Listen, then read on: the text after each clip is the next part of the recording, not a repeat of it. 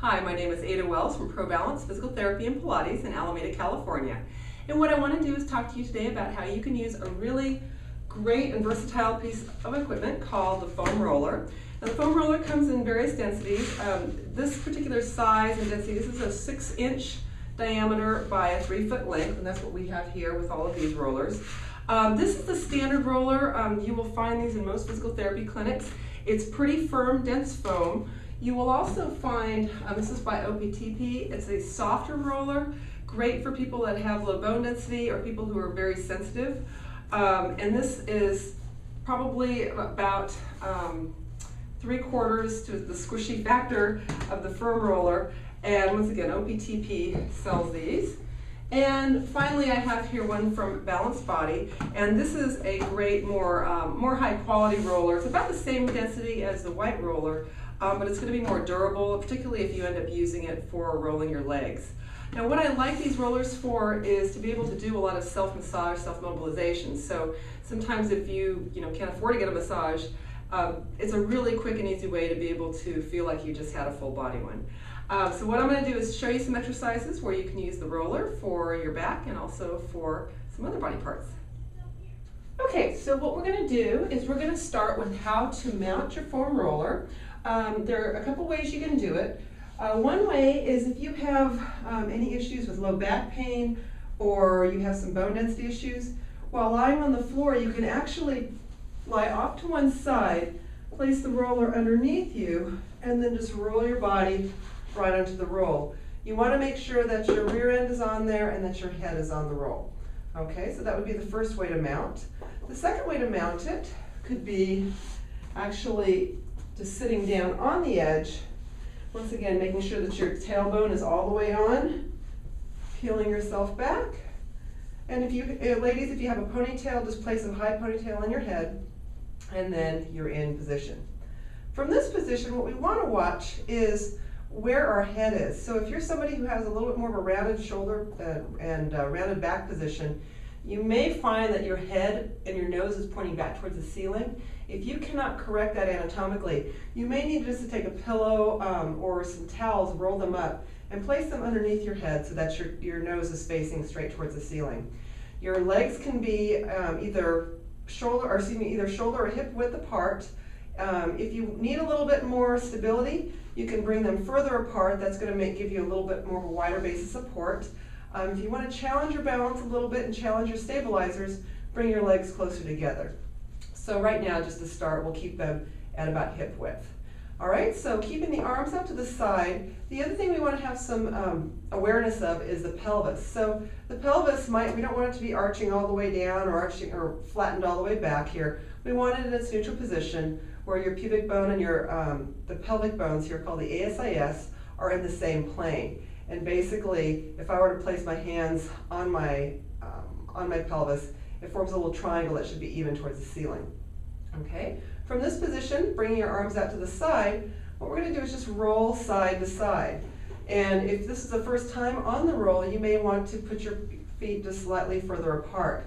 What I'm doing here is making sure, imagine that I'm balancing a glass of water right here on our pelvis, so we're not rolling the water will not spill off to one side, and we're just basically rolling from one glute and shoulder blade to the other glute and shoulder blade.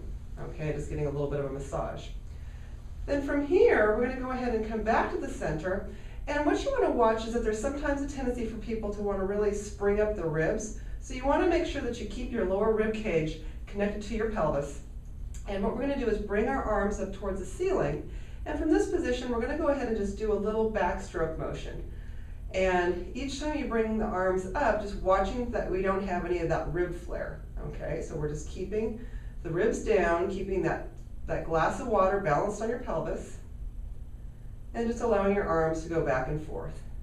You can repeat this anywhere between 5 and 10 times on each arm, and then we'll go ahead and bring the arms out across, crisscross across your body, open, and crisscross. So each time you crisscross your body, alternate which arm is crossing in front. Okay, we would do that maybe 5 to 10 times as well. We can also vary it where we go into a Y position and crisscrossing down across into your opposite pockets of your pants. opening and leading with your thumbs and down. And all the while we're watching where the ribs are, and once again keeping that pelvis in that neutral position. Okay, if we want to get a little bit more of a stretch in through the pecs, what we can do is we can take either a towel. I love using Fletcher towels. Fletcher towel work is a wonderful form of Pilates, and these red towels are their signature towel. Or you can just take a towel of your own, and we're just going to give a little bit of a pull to the towel. What you want to think about is pulling from the armpit muscles and thinking about keeping your arms in kind of a parentheses position, so the elbows are slightly bent. And from here, we're just going to go ahead and bring the arms over the head, and once again, watching that we just don't pop the ribs up, but we're just getting that nice little stretch. So we're going to bring them up toward the ceiling and back. If you want to integrate some breathing, we can exhale as we go up, inhale, flip the arms back, and all the while I'm giving a little bit of a pull to this towel. Now you can also use something like a dowel or broomstick or a cane. Golf club works great. And so what we're going to do is I'm going to still get that little intent like I'm pulling that club apart as I'm bringing the club overhead. Once again, keeping the ribs down and just getting that nice little stretch as my arms go overhead. Okay, so we once again might repeat that a few times. You can always hold the stretch if you need to. Push these away. Okay. Now what you can also do is bring the arms into a wide position, keeping the ribs down, and just roll a little bit side to side. Now you might need to widen your stance and your legs a little bit wider apart, but in this position, what you're going to find is that the foam roller is going to hit the shoulder blade, or sorry, the upper trap area, which tends to get really tight. So it's a great way to give yourself a little self-massage to those upper shoulders if you've been sitting at your desk too long. Okay, so we can go back and forth, rolling a little bit side to side there. Okay, from here, we can go ahead and just carefully just roll right on off the roll. And what we're going to do is sit this up so that it's about midway up your back. You're going to hold on to the back of your head, lift up your rear end, and you're just going to bulldoze out your upper back. Now, what you want to do is keep your back fairly level in this position. And notice that if I have my elbows out to the side, what you're going to feel is that this is going to massage out the superficial muscles of the shoulder blades, which feels great. And you can also alternate it by bringing the elbows together, rotating your body slightly just so you're off the spine, and you're going to go back and forth. So now we're kind of massaging that place in between the spine and the shoulder blade. And an important point here is when you're doing these rolls in this perpendicular orientation to your body, is making sure that you don't bring the roll down too far. I usually keep the roll from about the lower to mid ribs up to about the base of the neck. If you get down too low, you've got kidneys there, it gets very uncomfortable. Okay, now you can do some things with two rolls down there, which I'll demonstrate in a moment.